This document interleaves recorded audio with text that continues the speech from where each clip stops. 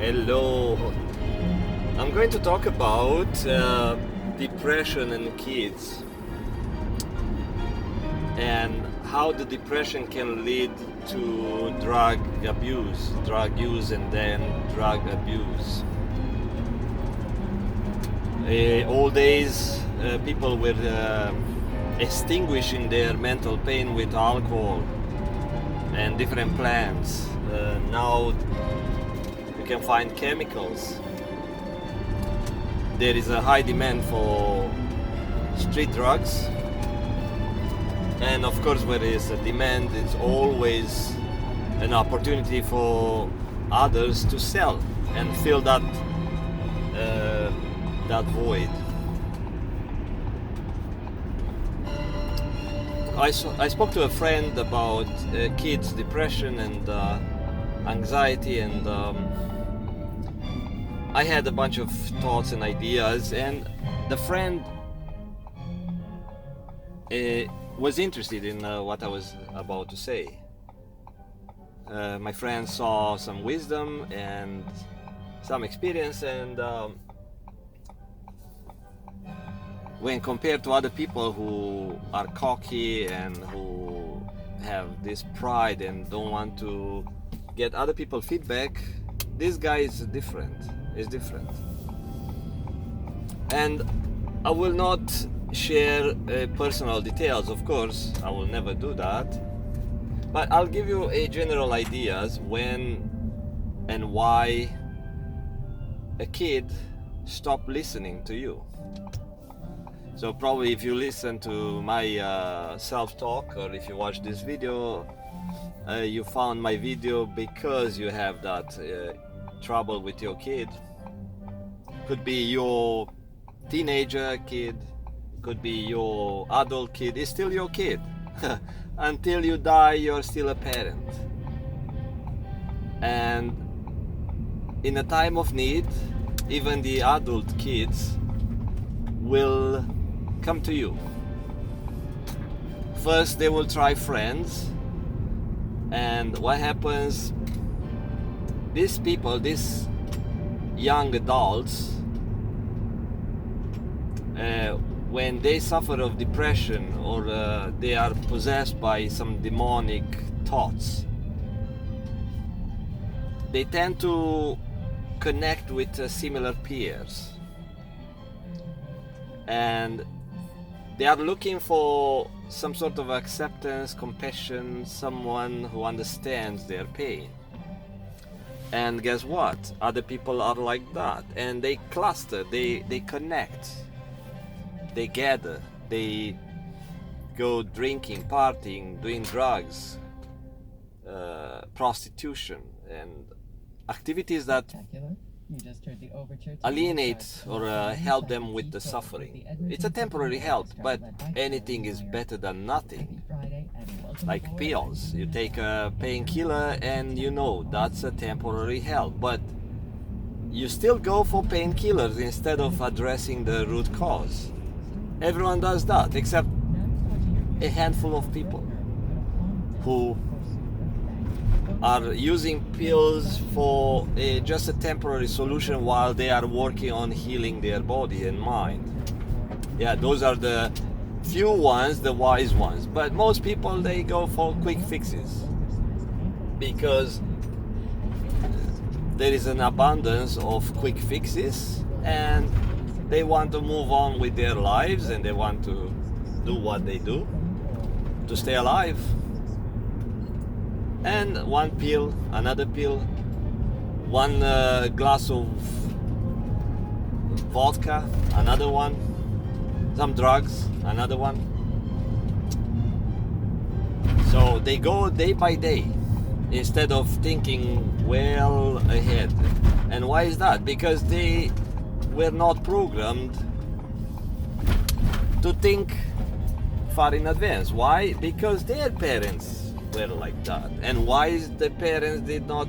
Because they come from generations where they did not learn this life skill. You know, in the summertime you buy some stuff for the winter, and in the winter time you buy stuff for the summer, for the next summer. So people who did not learn these life skills, they live and experience life day by day. They don't plan. And they pass this life skill by providing an example to their children. So that's an obvious answer. So you see these people coming together, trying to extinguish their pain.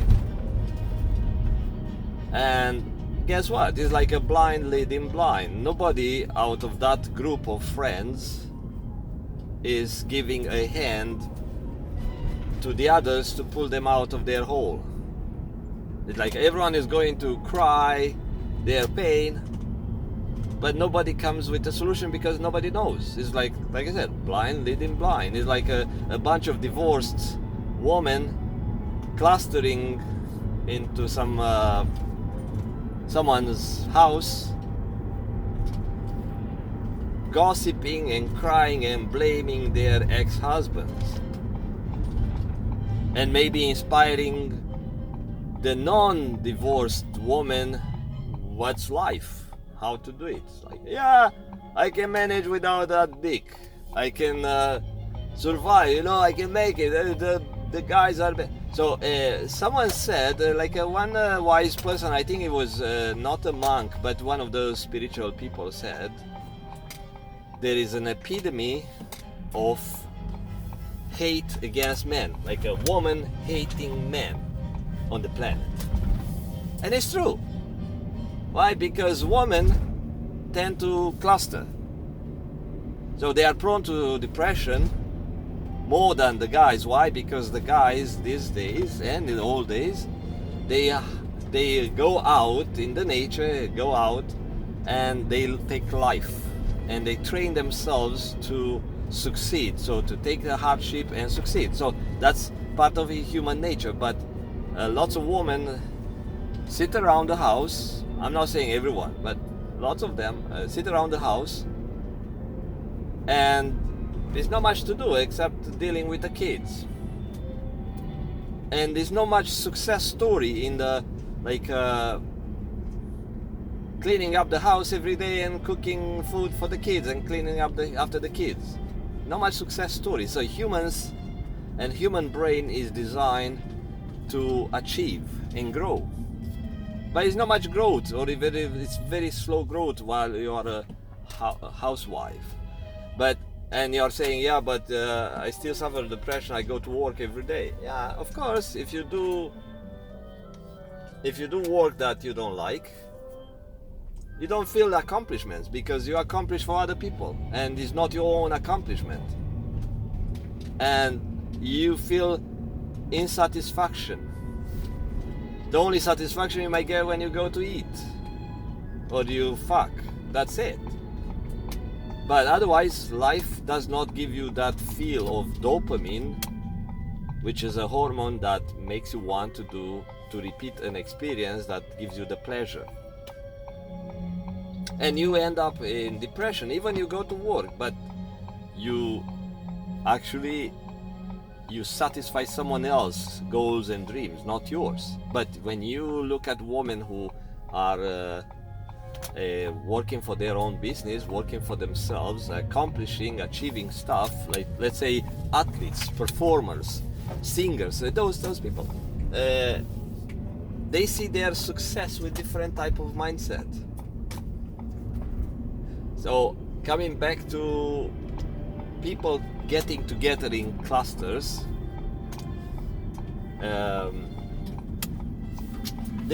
none of those have the solution, because the ones who are wiser, they don't connect with the people in a hole unless they are really compassionate and they know, you know what, I have the wisdom and energy and I can grab these people up.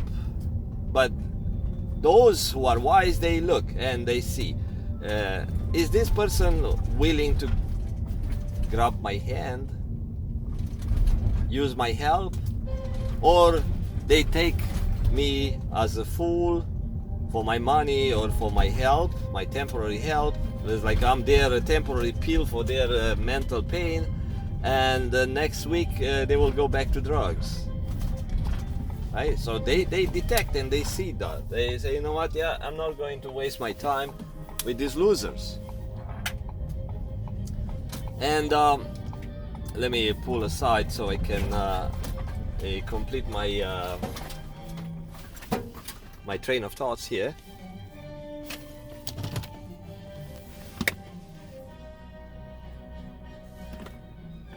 Yeah, and why these people get into this depression and anxiety and panic attacks and mental issues and low self-esteem or something. So there are multiple reasons, and I can go all the way deep to the spiritual reasons, like people are born here with a purpose, but also they have to go through some sort of a system that tests them for their strength, and also it's according to their vibe, their soul karmic vibe. Higher souls, they went through some stuff, learning process, and they are being put in different challenges. Maybe tougher challenges, maybe I can't say, I'm not God. But it seems that it's according to the soul. I can see who's a more experienced soul, even as a kid. Where you look at the kid and you see the kid has wisdom. It's like, how come this kid is thinking this way? There are people who are empaths and they are prone to get into depressive states because they connect at the emotional level, so their emotional language is more advanced, so they can absorb emotions. But also it depends on how they set the mind filter. If they are emotional in a sense that they can talk at the emotional level with other people, they have the choice to connect with more happier peers.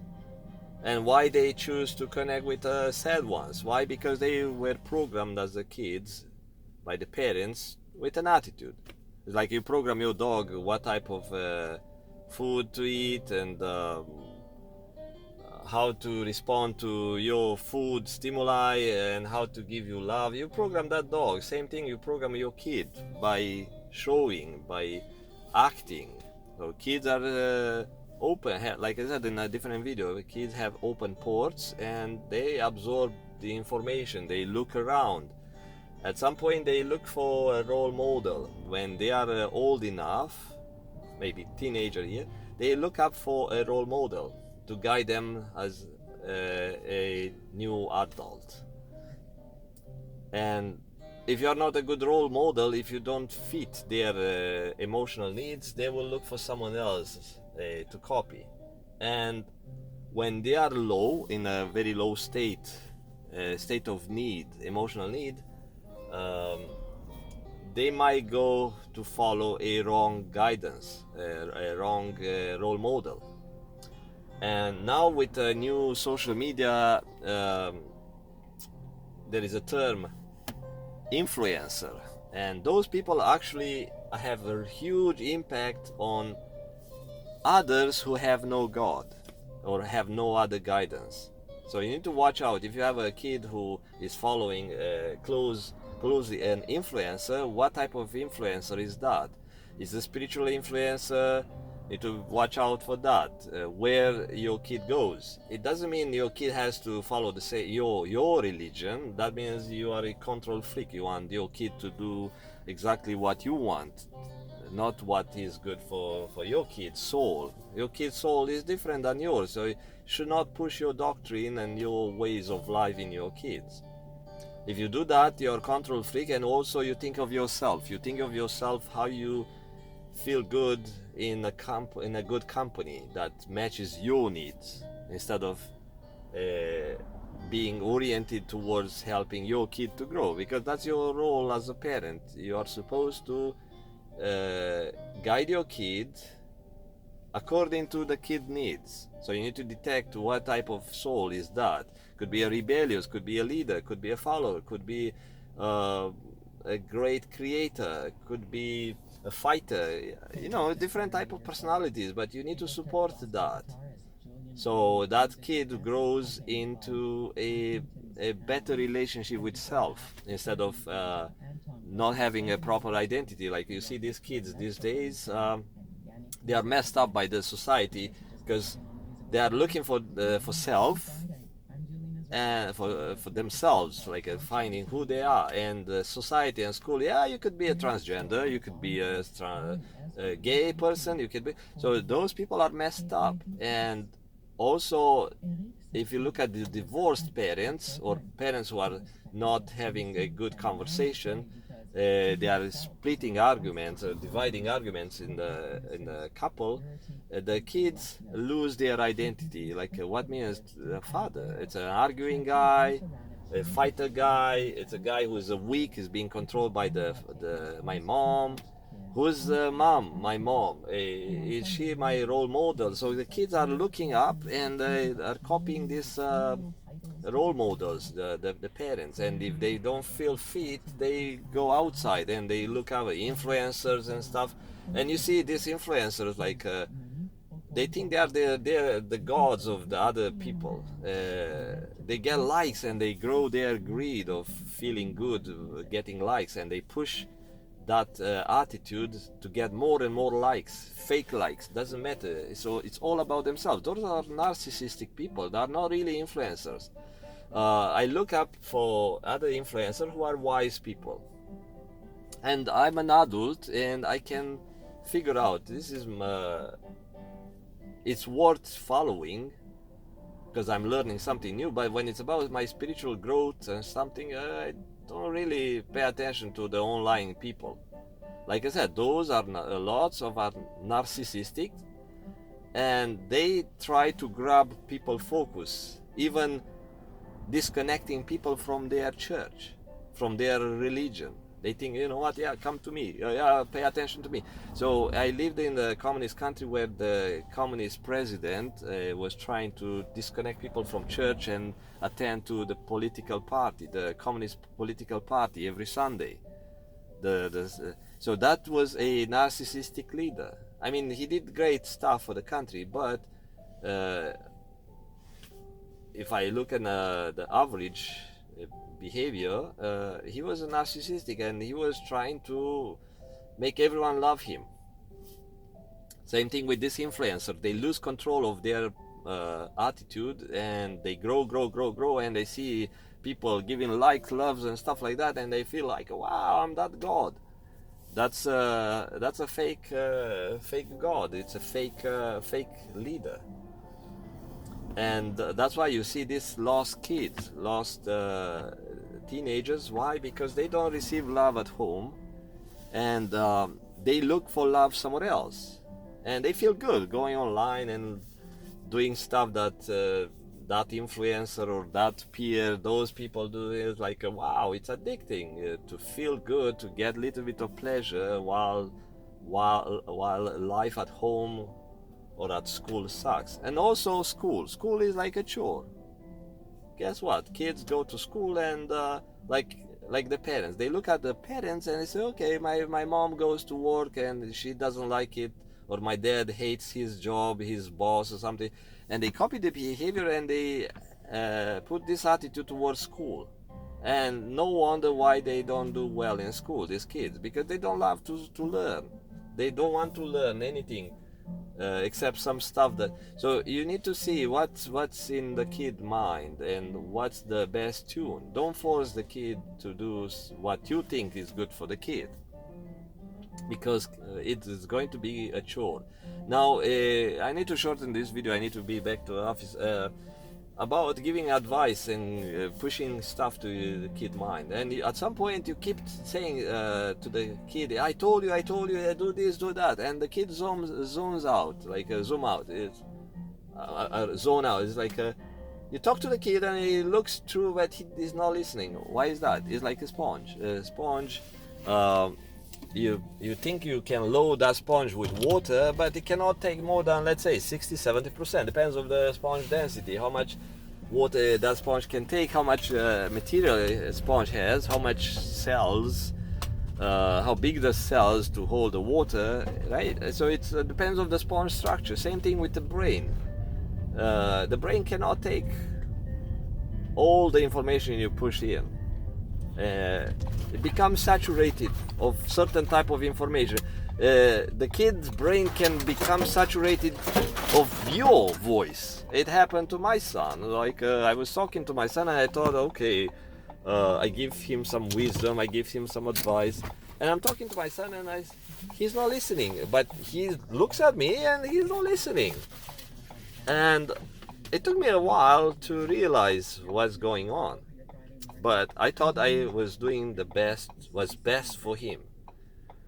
In fact, I was pushing too much information for the kid at that time in his development stage. So if you talk too much, you might have to change the tone, you might have to change the topics, you might have to tune into what the kid like. Like you see the kids, okay, they don't like the school, they copy this behavior from the parents, and